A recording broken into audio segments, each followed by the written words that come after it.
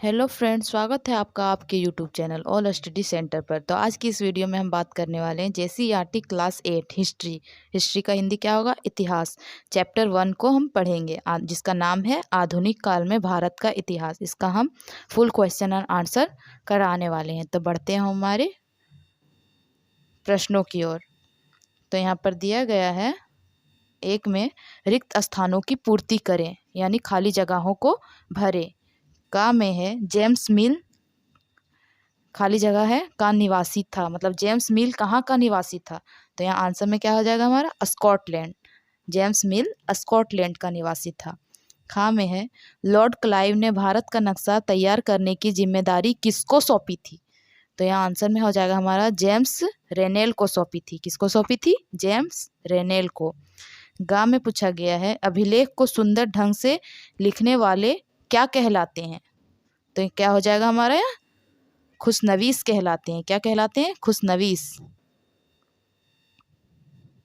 घा में पूछा गया है हमारा भारत के अंतिम वायसराय कौन थे।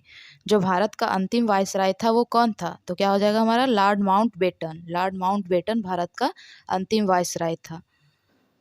या इसमें हमारा पूछा गया है भारतीय राष्ट्रीय अभिलेखागार। अभिलेखागार का मतलब होता है जहाँ पर अभिलेखों को सुंदर ढंग से सजाकर रखा जाता है। वो कब किस दशक में बनाया गया था। तो क्या हो जाएगा हमारा, यहाँ 1920 के दशक में बनाया गया था। बढ़ते हैं हमारे अगले प्रश्न की ओर। तो यहाँ पर हमारा सही और गलत का चयन करना है, चुनना है कौन सा कथन सही है और कौन सा कथन गलत है। तो यहाँ का में पूछा गया है लोगों ने चाय पीना कब से शुरू किया, इसकी निश्चित तिथि को बताया जा सकता है। क्या हम ये बोल सकते हैं कि लोगों ने चाय पीना कब से शुरू किया होगा, क्या उसका एक निश्चित डेट हम बता सकते हैं, नहीं बता सकते हैं। तो ये हमारा क्या हो जाएगा, गलत। यहाँ क्रॉस का निशान लगाना है। खा में अंग्रेज प्रशासन के लिए अभिलेख तैयार करवाते थे। हाँ, करवाते थे। तो ये हमारा हो जाएगा सही। ग सरकारी दस्तावेजों से हमें आम लोगों की सोच के बारे में पता चलता है। नहीं, सरकारी दस्तावेजों से हमें आम लोगों की सोच के बारे में कैसे पता चल सकता है। तो ये हमारा गलत हो जाएगा। घ अंग्रेजों के शासन से पहले भारत में अंधकार का दौर था। क्या यह सही है। जब अंग्रेज नहीं थे तो क्या भारत नहीं चलता था, उसमें शासन नहीं था, राजा महाराजा थे। तो ये गलत हो जाएगा। बढ़ते हैं हमारे अगले प्रश्न की ओर। तो यहाँ पर दिया गया है निम्नलिखित प्रश्नों का उत्तर दीजिए। तो का में हमारा पूछा गया है इतिहास में तारीखों का क्या महत्व है। मतलब इतिहास में तारीखों को इतना महत्व क्यों दिया जाता है, क्यों तारीखों को ही ध्यान में रखा जाता है। तो यहाँ पर आंसर उत्तर में दिया गया है इतिहास अलग अलग समय पर होने वाले परिवर्तनों के संबंध में बताता है।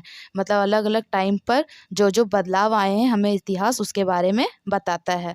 अतीत में चीज़ें किस तरह की थी और अब उनमें क्या बदलाव आए हैं। मतलब पुराने ज़माने में चीज़ें किस तरह की थी और इस ज़माने में उनमें क्या क्या बदलाव आए हैं, इसके बारे में अतीत हमें बताता है। अतीत और वर्तमान की तुलना के क्रम में हम तिथिवार घटनाओं का विवरण ढूंढते हैं, इसलिए इतिहास में तारीख का महत्व है। बढ़ते हैं हमारे अगले प्रश्न की ओर। तो हमारा अगला प्रश्न है खा में हमारा पूछा गया है जेम्स मिल ने भारतीय इतिहास को किन किन कालखंडों में विभाजित किया है। विभाजित करना का मतलब होता है बांटना। तो यहाँ उत्तर में दिया गया है 1817 में स्कॉटलैंड के अर्थशास्त्री और राजनीतिक दार्शनिक जेम्स मिल कहाँ के निवासी थे, स्कॉटलैंड के, ने 3 विशाल खंडों में ए हिस्ट्री ऑफ ब्रिटिश इंडिया, ये एक किताब है, ब्रिटिश भारत का इतिहास नामक एक किताब लिखी है। इस किताब में उन्होंने भारत के इतिहास को 3 भागों में बांटा है। किसमें, 3 में। पहला हिंदू, दूसरा मुस्लिम और तीसरा ब्रिटिश। इन 3 कालखंडों में उन्होंने बांटा है। बढ़ते हैं हमारे अगले क्वेश्चन की ओर। तो हमारे अगले प्रश्न में यहाँ पूछा गया है औपनिवेशिक युग किसे कहा जाता है। तो यहाँ उत्तर में दिया गया है अंग्रेजों के शासनकाल में लोगों के पास समानता यानी बराबरी, स्वतंत्रता यानी आज़ादी या मुक्ति नहीं थी और ना ही आर्थिक विकास और प्रगति का दौर था। इसे औपनिवेशिक युग कहा जाता था। थैंक यू हमारे इस वीडियो को पूरा देखने के लिए एंड प्लीज़ चैनल को सब्सक्राइब कीजिएगा।